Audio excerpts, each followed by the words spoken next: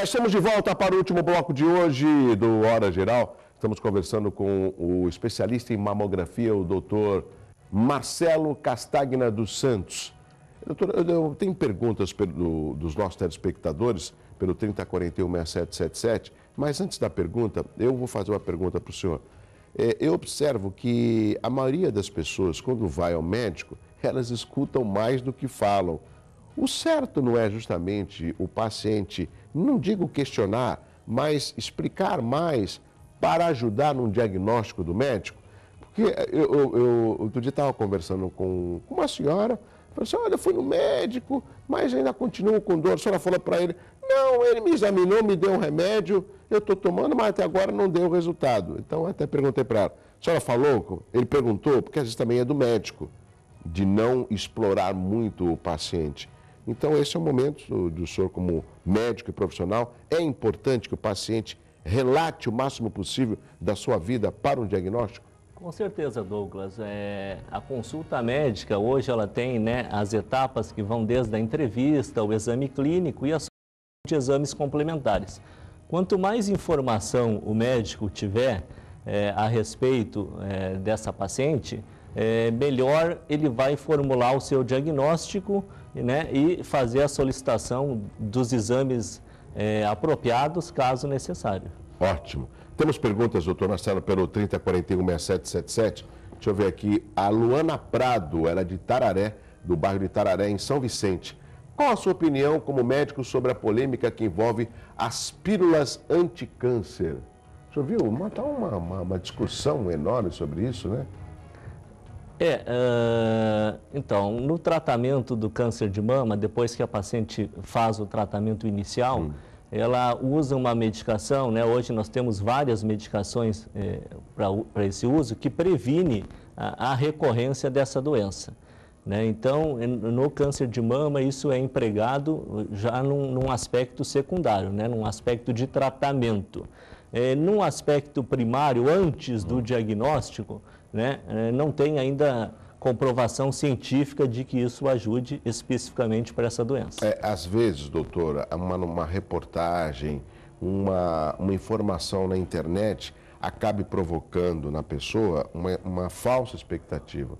O senhor é o profissional, mas nenhuma pesquisa nenhum medicamento pode ser lançado sem uma pesquisa, sem uma aprovação dos órgãos responsáveis, porque às vezes aquilo que poderia salvar pode até levar a pessoa ao óbito, né? Exatamente, Douglas. Nós trabalhamos sempre com trabalhos científicos, ou seja, a população ela é estudada mundialmente e só vai para a parte médica, né, aquilo que realmente é eficaz. Depois de vários estudos de comprovação científica, se for comprovado que o medicamento ele tem benefício, aí sim ele é liberado pelos órgãos reguladores, né, dentro do Brasil e no mundo em todo, para esse uso. Eu queria até lembrar também, há um tempo atrás, que teve uma grande polêmica a respeito da mamografia, que veiculou na internet, na mídia, que foi o câncer de tireoide, né? Veiculou-se a notícia de que as pacientes que fazem mamografia têm uma maior incidência de adquirir o câncer de tireoide pela radiação. E aí foi aquela correria para usar o colar cervical, né, para a paciente exigir o colar cervical durante o exame de mamografia. Então, todas as sociedades, inclusive o Colégio Brasileiro de Radiologia, o Colégio Americano de Radiologia, que é o órgão maior que cuida disso, se manifestou e explicou o seguinte: a radiação secundária produzida pela mamografia é mínima e não, em nenhuma hipótese aumenta essa incidência de câncer de tireoide. E além disso, o colar cervical, ele é um equipamento que, como ele é de chumbo, ele pesa em torno de 1,5 kg a 2 kg. Então, você imagina uma paciente com colar cervical em torno de 2 kg. Vai atrapalhar o exame de mamografia. Às vezes ele vai ficar na frente da imagem, a paciente não vai ficar na posição ereta, correta, e muitas vezes a técnica vai ter que repetir essa mamografia por conta desse artefato. E aí sim, pode-se até estar aumentando a radiação dessa paciente. Doutor, nós temos algumas fotos a produção selecionou, eu queria que o senhor narrasse, falasse sobre as fotos que nós estamos mostrando aqui, as ilustrações. Então, vamos aproveitar e falar sobre o autoexame, né? A paciente deve fazer o autoexame uma vez por mês, né? Escolher o período, geralmente o período pós-menstrual é o melhor para a realização desse exame, e a paciente deve procurar alteração de contorno, saída de secreção pelo bico do seio, palpar a sua mama, ver se encontra algum nódulo, né? Então, uma vez por mês deve ser realizado nas pacientes que têm a menstruação. A paciente que não tem menstruação, que já é menopausada, ela deve escolher um dia do mês e fazer todo mês esse exame. Aí está mostrando, né, a paciente levantando os braços, né, à procura para ver se tem alguma retração. Esse exame deve ser feito na frente do espelho, né? Com isso a paciente observa se tem alguma alteração do contorno da sua mama. Tá certo. Tem mais fotos? Deixa eu ver, produção, se tem mais fotos. Ah, olha aqui, ó. Tem uma foto interessante, são os 12 sintomas de câncer de mama, doutor. Exatamente. O câncer de mama, normalmente, ele se manifesta com um nódulo endurecido, fixo, e um detalhe muito importante, ele é indolor. Por isso que a gente veicula, as pacientes até veiculam na mídia que o câncer de mama não dói. É exatamente isso, porque ele tem essas características principais. Essas são outras manifestações que não são tão comuns, né? Por exemplo, nós temos o aparecimento de vermelhidão, nós temos um tipo especial, que é o pele de laranja, né? A mama da paciente fica como se fosse uma casca de laranja, né? Isso é um sinal muito importante de câncer de mama. Isso aqui é o afundamento do mamilo. Exatamente. Os nódulos que são cancerígenos e que estão muito próximos do mamilo, eles acabam puxando o mamilo para dentro, né? Essa retração que está associada ao câncer. Ou seja, esses 12 sintomas de câncer são os sintomas, e eu queria que deixasse mais a imagem, por favor. Pode deixar a imagem, que ela é mais do que ilustrativa, é até um alerta para as mulheres, se além do autoexame, é natural que a mulher verifique, né, o seu seio, se de repente algum desses formatos esteja ocorrendo no seu corpo, não é, doutor? Se isso estiver acontecendo, qual o primeiro passo? A procurar um médico especialista, né, um mastologista ou um ginecologista imediatamente.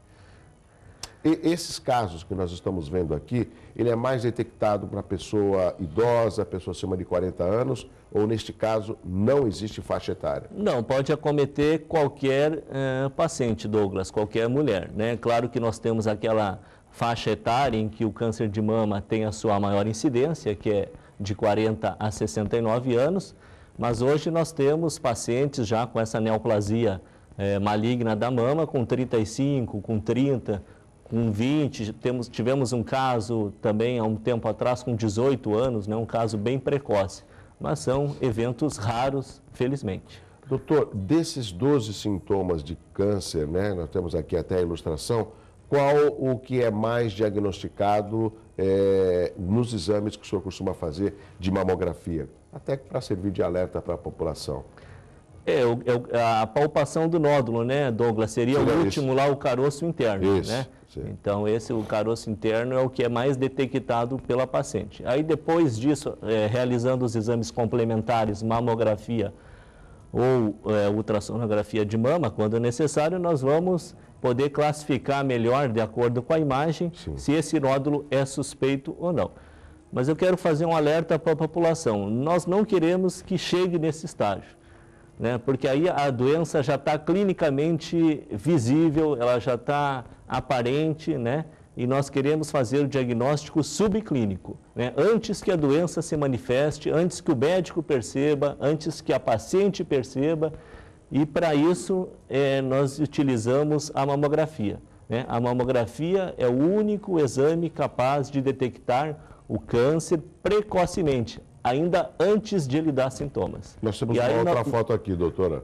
E aí nós podemos promover essa cura de 95% das pacientes. Esse é um autoexame? Esse é o autoexame, né? A paciente ela está deitada e ela está palpando a sua mama, né? As setinhas lá indicam o movimento que ela deve fazer, né? Em torno da mama, né? Sentido radial, sentido superior e inferior, sempre explorando todos os cantos da mama à procura de nódulos. Tá certo. Bom, tem mais imagem, produção? Olha, tem aqui. Ah, isso já é o exame, né? Aí já é o exame de mamografia, né? Mostra que é feita uma compressão. Não é dolorido, doutor? Não, essa compressão ela é suave, né? O exame ele é pouco desconfortável, mas o benefício que ele traz, né, no diagnóstico é muito importante. E, como nós falamos no bloco anterior, a máquina é praticamente a mesma, mas o resultado em termos de imagem que acaba surpreendendo pela tecnologia. Exatamente. Né? A máquina ela é sempre a mesma, o mecanismo é o mesmo, né? O formato, né? As pacientes até perguntam sempre para a gente, né, quando tem a oportunidade, mas não vai ter uma outra máquina que substitua a mamografia, né?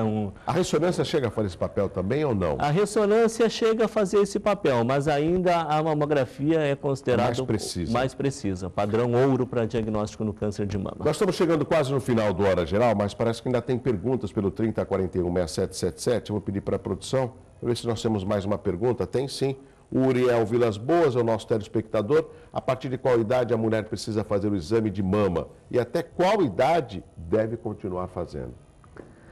A paciente, se ele estiver falando a respeito da mamografia, né? Então é um exame que deve começar anualmente a partir dos 40 anos. Até os 69 anos, digamos assim, que ele seria obrigatório. Depois dessa idade, como diminui muito o câncer de mama, a incidência,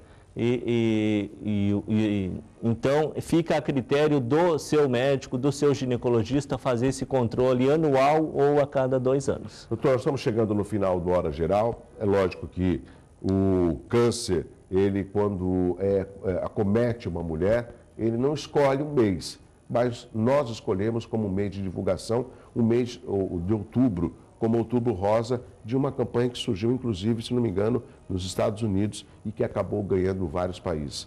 Eu vou deixar para o senhor aí 1 minuto para as suas considerações finais e deixe uma mensagem para as mulheres sobre a importância da mamografia. Por favor, doutor Marcelo. Então, vamos aproveitar o mês e eleger o mês de Outubro Rosa, né, para realizar o seu exame de mamografia. É o único exame capaz de detectar o câncer de mama ainda em estágio inicial, antes que a doença apareça clinicamente. E com isso, nós médicos podemos proporcionar a você uma cura de 95% se o nódulo for detectado até 1 centímetro. Muito obrigado, doutor Marcelo, pela sua participação. Continue mais um pouco aqui com a gente. Mande um abraço para o Paulo Nonato. Nosso amigo Paulo Nonato. Eu que agradeço pelo convite. E parabéns pelo trabalho que vocês desenvolvem lá na Clínica Vila Rica, que muitos dos nossos telespectadores conhecem o trabalho, mas é impressionante o nível de equipamentos que vocês têm na área de saúde, que é importante. O importante é a consulta médica, mas o diagnóstico através de uma clínica é fundamental, até porque é através dos exames que o médico vai ter os procedimentos para o tratamento do paciente, né? Obrigado, doutor. Continue mais um pouco. Nós conversamos no programa de hoje com o doutor Marcelo Castagna dos Santos, especialista em mamografia. A produção já está me informando que está confirmado a presença do coronel Ricardo Jesus, da Polícia Militar, amanhã no Hora Geral. É isso? É isso, produção? Vocês colocaram muito rapidamente e não deu tempo de ler. É isso mesmo? Está confirmado? Ótimo, está confirmado então amanhã a presença do coronel Ricardo Ferreira. Agora sim, ele é o comandante da Polícia Militar e vai estar conversando com os nossos telespectadores do Hora Geral amanhã, quinta-feira. Mais uma oportunidade de você continuar ligando e participando no 3041-6777. Deixa eu mandar aqui um abraço para o meu amigo Daniel Monteiro. Ele que faz parte do CONDEF, ele é deficiente visual, mas é uma pessoa muito inteligente e é muito fácil da gente encontrar o Daniel Monteiro. Ele e a sua labradora, a Angel, né? Ao lado daquela foto está o meu amigo, o Luciano Marques, que é o presidente do CONDEF, que recentemente estava numa audiência na Câmara de Santos. Um abraço assim, ó, muito forte para você. Como é gostoso receber um abraço. Excelente quarta-feira, estamos de volta amanhã às 7 da manhã. Tchau. Foi. Rápido.